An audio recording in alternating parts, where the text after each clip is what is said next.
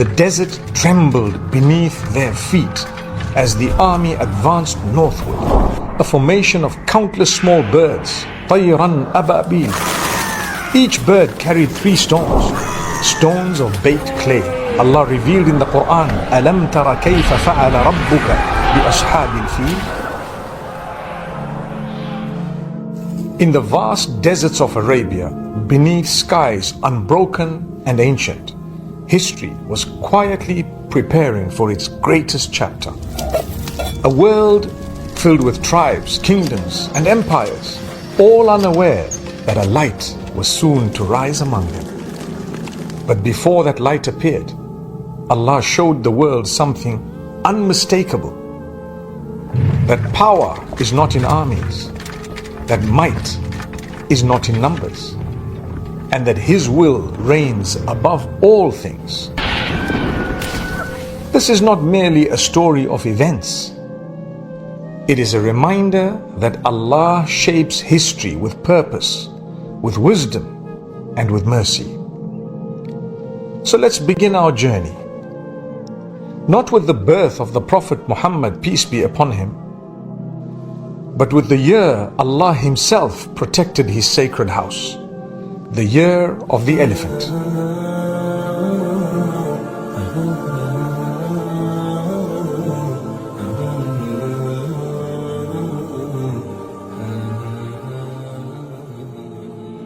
In a world shadowed by ignorance and arrogance, the land of Arabia stood in darkness.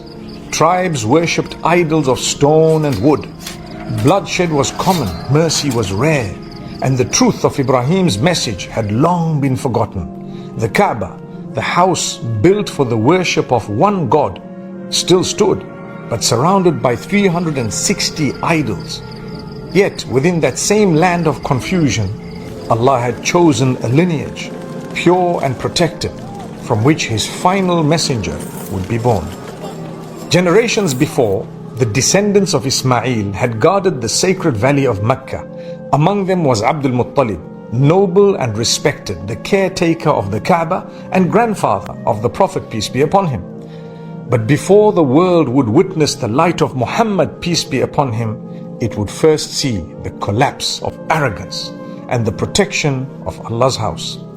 Far south in Yemen, there lived a proud ruler named Abraha, governor under the king of Abyssinia. He built a grand church in Sana'a, its ceilings of gold, its pillars of marble.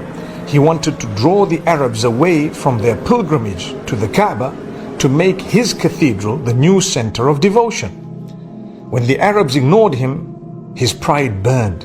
Enraged, Abraha swore an oath he would march to Makkah and destroy the Kaaba himself. With arrogance in his heart, he gathered a vast army led by elephants, creatures never before seen in Arabia. Among them was the mighty elephant. The desert trembled beneath their feet as the army advanced northward. Tribes along the way tried to resist but were crushed by his power. News of his approach spread across Arabia like a storm. When Abraha reached the outskirts of Mecca, he seized the wealth of Quraysh, including 200 camels belonging to Abdul Muttalib. When Abraha summoned Abdul Muttalib, expecting fear, he found dignity instead. The chief of Quraysh entered with calmness, his face noble, his presence commanding respect.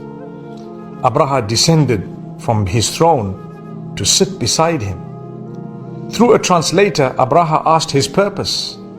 Abdul Muttalib replied gently, "I came to reclaim my camels that you have taken." Surprised, Abraha said, "I was impressed by your presence, but your words make me think less of you. You ask me about your camels while I come to destroy your holy house?" And Abdul Muttalib answered with unshakable faith, "I am the owner of the camels. As for the house, it has a Lord who will protect it." Subhanallah. Those words would echo through time. Abdul Muttalib returned to Makkah, gathered his people, and told them to seek safety in the mountains, trusting that Allah would defend His sanctuary. At dawn, the air was still. Abraha ordered his elephants. to advance towards the Kaaba, but the elephant refused. When they turned it toward Yemen, it walked. When they turned it toward Mecca, it knelt. They struck it, they shouted, but it would not move. Then the sky changed. From above, a dark cloud appeared, a formation of countless small birds, طيرا أبابيل. Each bird carried 3 stones, one in its beak and one in each claw, stones of baked clay. Allah revealed in the Quran, أَلَمْ تَرَ كَيْفَ فَعَلَ رَبُّكَ بِأَصْحَابِ الْفِيلِ. Have you not seen how your Lord dealt with the companions of the elephant? أَلَمْ يَجْعَلْ كَيْدَهُمْ فِي تَضْلِيلٍ. Did he not make their plan go astray? وَأَرْسَلَ عَلَيْهِمْ طَيْرًا أَبَابِيلٍ. And he sent against them flocks of birds, تَرْمِيهِمْ بِحِجَارَةٍ مِنْ سِجِّيلٍ, striking them with stones of hard clay. فَجَعَلَهُمْ كَعَصْفٍ مَأْكُولٍ. And he made them like eaten straw. One by one the soldiers fell. The mightiest army on earth was defeated without a sword drawn, without a single man from Quraysh lifting his hand. The arrogance of Abraha melted away under the reign of Allah's justice. He turned back, wounded and humiliated, his body decaying as he returned to Yemen, a sign to all who defy the will of the Creator. That year became known as Al-Fil, the year of the elephant. And in the same year, in the sacred month of Rabi' al-Awwal, a greater miracle was destined to unfold, the birth of the Messenger of Allah, may peace be upon him. In a modest home in Mecca, Amina binti Wahab, a woman of purity and calm, felt the mercy of her Lord descend upon her. She saw the light so radiant that it illuminated the palaces of Busra in Syria. She gave birth to a child named Muhammad ibn Abdullah. The child was pure, serene. The fragrance of musk filled the room, and his small hands were raised towards the heavens. The world that had witnessed the destruction of arrogance now witnessed the birth of mercy. The Prophet, peace be upon him, was born an orphan. His father Abdullah had passed away before his birth. Yet Allah was with him, always protecting, always preparing him for the message to come. As Allah said in Surah Al-Duha, مَا وَدَّعَكَ رَبُّكَ وَمَا قَلَى. Your Lord has not forsaken you, nor has He detested you. وَلَلْآخِرَةُ خَيْرٌ لَكَ مِنَ الْأُولَى. And surely what is to come will be better for you than what has gone before. وَلَسَوْفَ يُعْطِيكَ رَبُّكَ فَتَرْضَى. And your Lord will give you, and you will be pleased. From the beginning, the Prophet, peace be upon him, was chosen, protected and guided. He was raised among the purest of people, nursed by Halima as-Sa'diyah, who witnessed blessings wherever he went. Rain fell upon their lands, their animals grew strong, and their hearts filled with peace. All this was Allah's preparation for the one who would carry the final message to mankind. Years later, when the Prophet, peace be upon him, would recall his early days, the words of Surah Al-Sharh would echo his life. Alam nashrah laka sadrak. Did we not expand for you your chest? وَوَضَعْنَا عَنْكَ وِزْرَكَ. And remove from you your burden. الَّذِي أَنْقَضَ ظَهْرَكَ. Which weighed heavily upon your back. وَرَفَعْنَا لَكَ ذِكْرَكَ. And raised high for you your reputation. Indeed, Allah raised His name alongside His own.